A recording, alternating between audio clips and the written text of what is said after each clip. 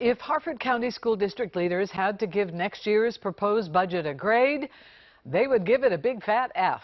As it stands right now, the 2024 budget would cut more than $19 million from the district.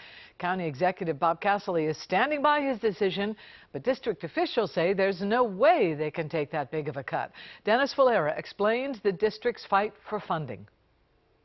I came into office December 5th, and since then I've made budgeting my top priority. In his first budget as Harford County Executive, Bob Casserly wanted to not increase taxes. Part of doing that, bringing the education budget down to $304 million, down from $324 million in the last budget. Citing their more than $90 million surplus, a bump in state blueprint funds, he says Harford County Public Schools should actually get $20 million more than last year. I can't go to the taxpayers and say, the school's sitting on $90 million in surplus, but I'm going to raise your taxes so they can keep sitting on their surplus.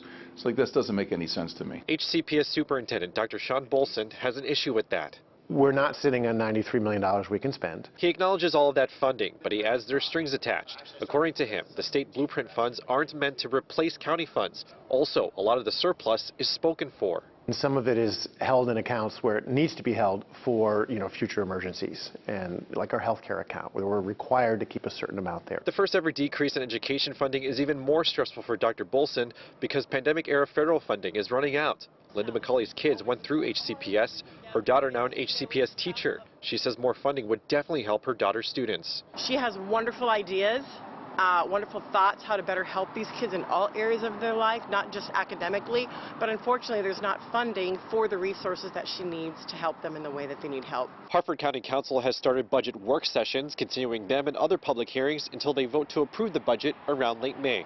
Reporting in Bel Air, I'm Dennis Valera for WJZ.